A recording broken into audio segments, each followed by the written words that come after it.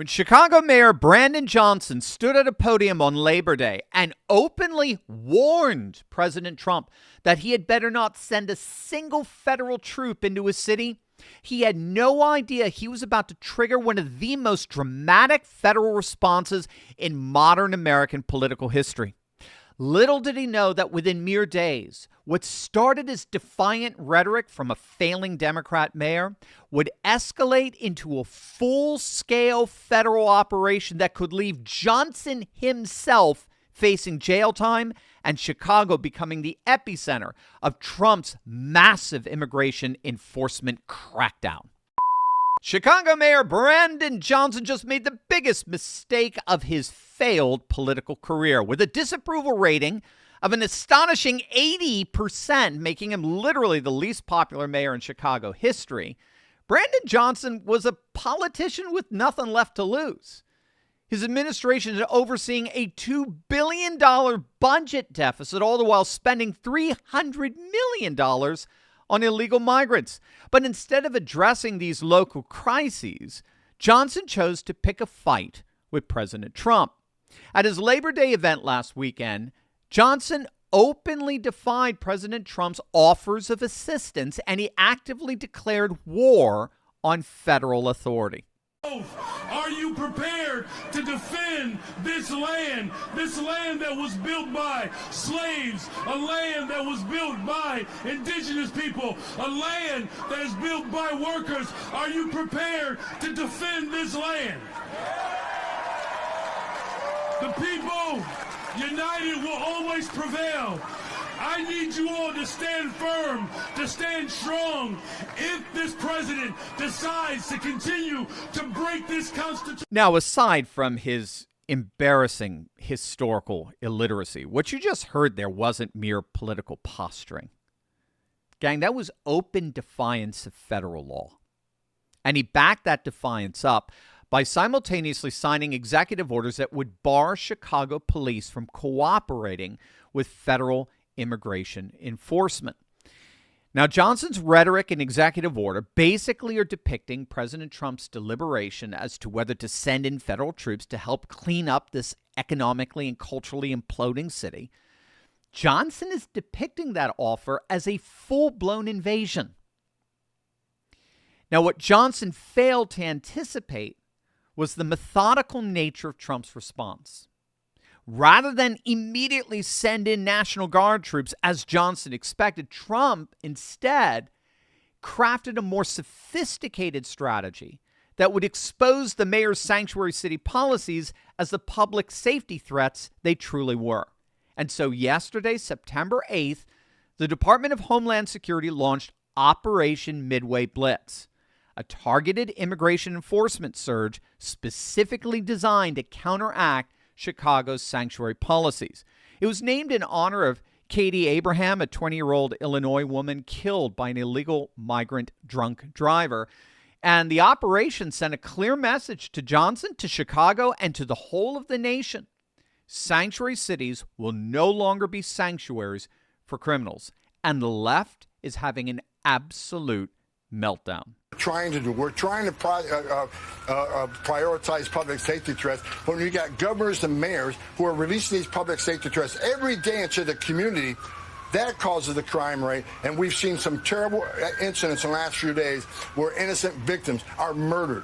This past year, I've seen innocent Americans raped and murdered by people who are not supposed to be here. So rather than going back and forth and say, well, at least he's got a car parked near a church, that is ridiculous. You're out there looking for people like this, exactly what they're doing. Well, I would argue that actually that the ICE vehicle parked outside a Spanish mass is a frightening sight, given what has happened in this country. I also, with respect, sir, thank you for the information that you have shared on this show, but we would appreciate all of the information. All of it. All of the data that you say you have. I've done this show several times. Every time I'm on your show, I speak with integrity, I speak with honesty, and I speak with facts. The bottom line is, because of all this false narrative, and you using the term disappearing people, well, is that's disgusting. What's happened. That happened to the group that was sent to El Salvador. U.S. citizens get arrested every day. U.S. citizens get arrested by police every day. Are they being disappeared? No, their laws are being enforced. They're being arrested. They're being put in detention because they committed a criminal offense. Not like what you're doing. Not even close. We're enforcing the law and arresting people here in violation of law that are public safety threats. That's not disappearing people. That's enforcing the laws of this country and making this country safer. So as you just saw there, the legacy media, led by MSNBC, is openly taking the side of the criminals. They're openly taking the side of the illegal migrants. They are literally pushing back against enforcing the law of the land. That's why we say they're activists, not journalists. They masquerade as reporters when in reality, they're all about agenda-driven activism wrapped up in the appearance of news. They don't inform, they manipulate, leaving millions of people wondering, where on earth do we turn for the truth? Well, luckily there's a solution. Ground News brings together headlines from over 50,000 news sources and makes it easy to understand what's really happening. But what really makes it so powerful is its transparency. You don't just see the stories, you see the political bias behind every story. You see the ownership ties. You see the coverage breakdown across the spectrum. That's why over 1 million people have downloaded Ground News. Check it out for yourself at ground.news/Steve. What I really love is their blind spot feed. It shows you which stories are blowing up on one side of the aisle but completely ignored by the other. It's the clearest way to see media bias in action. So here's an example of a story barely getting any traction on the right. All detainees will be removed from Alligator Alcatraz within days. Now, fortunately, that judge's decision was overturned, but it does show you that even the right has its blind spots. And here's a story the left is completely ignoring. Washington, D.C. Mayor Muriel Bowser says federal police surge has reduced crime in D.C. So Mayor Bowser literally threw the entire left-wing legacy media under the bus and admitted Trump's crime crackdown has worked. No wonder they ignored the story, right? With every story, Ground News shows you the entire spectrum of who's reporting from left, right, and center, how reliable each source is, and who owns each outlet. It's everything the corporate press doesn't want you to see. Right now, you can get 40% off the Vantage plan, which gives you unlimited access to all the features that I personally use for about $5 per month. Just visit ground.news/Steve, click the link in the description, or scan the QR code. That's ground.news/Steve. Now, as you heard, Tom Homan made it absolutely clear that this federal operation is not just about immigration enforcement. It is a direct challenge of left-wing orthodoxy that prioritizes illegals and criminals over citizens and law-abiders. And it's a systematic dismantling of sanctuary city facades all across the country. And Trump's responses could not possibly be better. He took to social media with his now infamous Chipocalypse Now post. Have you seen this? I guess I say Shipocalypse Now, featuring himself against the Chicago skyline and helicopters and flames, declaring that Chicago is about to find out why it's called the Department of War. I mean, seriously, this wasn't mere political theater.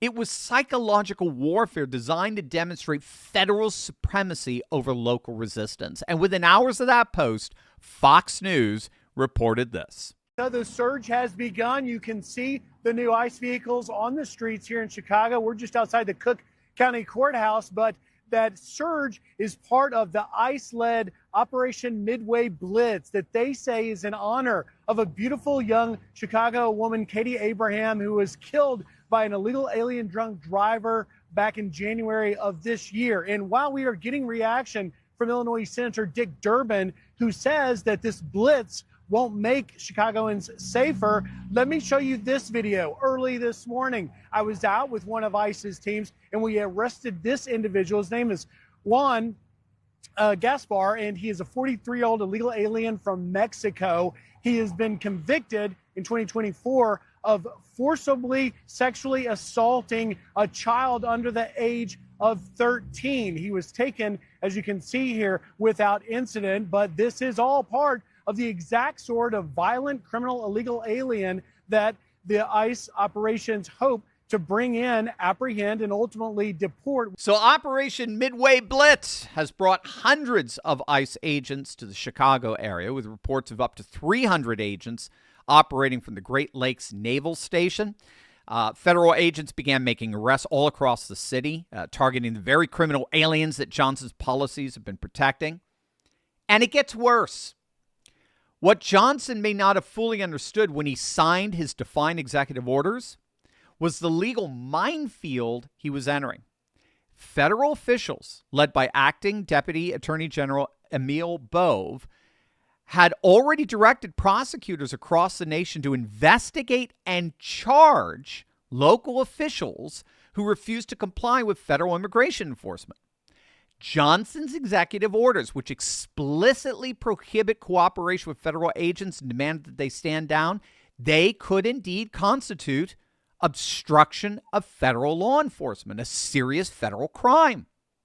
Republican members of Congress have already identified multiple federal laws that Johnson's sanctuary policies violate, and his public statements actively hindering ICE operations have created a documented trail of evidence. So ironically, it's Mayor Johnson that might find himself in handcuffs as a result of all this. Illegal migrants will be the least of his worries.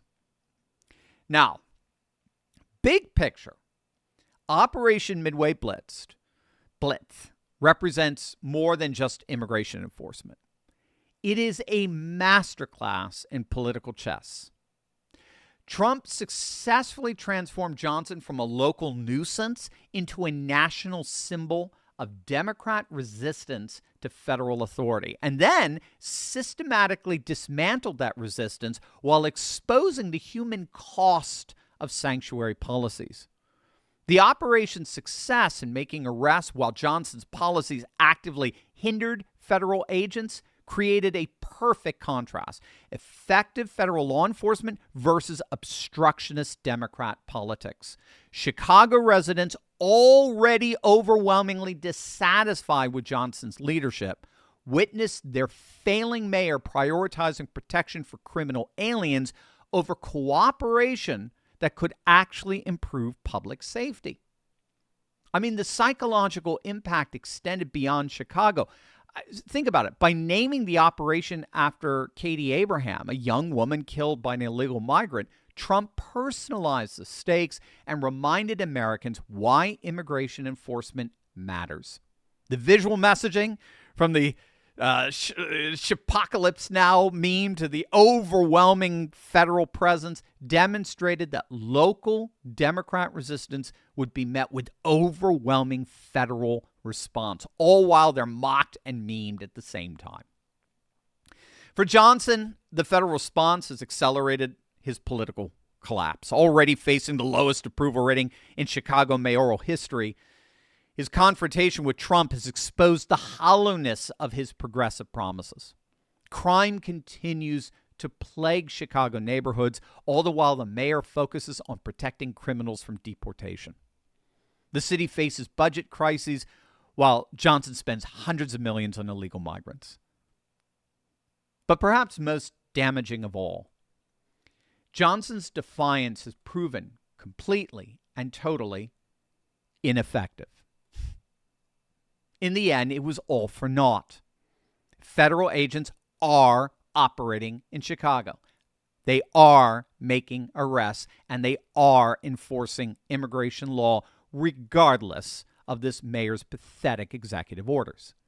His resistance has accomplished literally nothing except potentially exposing himself to federal criminal charges while further alienating Chicago voters who wanted competent local governance, not ideological grandstanding. The Chicago showdown establishes a crucial precedent for Trump's second term. Local Democrat resistance to federal authority will be met with swift, overwhelming, and legally consequential federal response. Other sanctuary city mayors have watched Johnson's humiliation and understand the message crystal clear. Cooperate with federal immigration enforcement, or you are going to face the same treatment. Brandon Johnson thought that he could threaten Trump and emerge as a progressive hero. Instead, he's become a cautionary tale about the consequences of Democrat officials who prioritize ideology over public safety and federal law. As ICE continues operations in Chicago and federal prosecutors review potential charges, Johnson's political career serves as a warning to other Democrats. Defy federal immigration enforcement at your own peril. The mayor who once promised to defend democracy may soon discover that democracy includes the rule of law and the consequences of breaking it. So what do you guys think? Let me know in the comments section below. And as always, make sure to smack that bell and subscribe button for breaking news and analysis you're not going to hear anywhere else. Love you guys. God bless. All right, gang, that's a wrap. Now, if you want the latest updates and some behind-the-scenes goodies, head on over to turley.pub/news and sign up for our newsletter. Big things are always coming.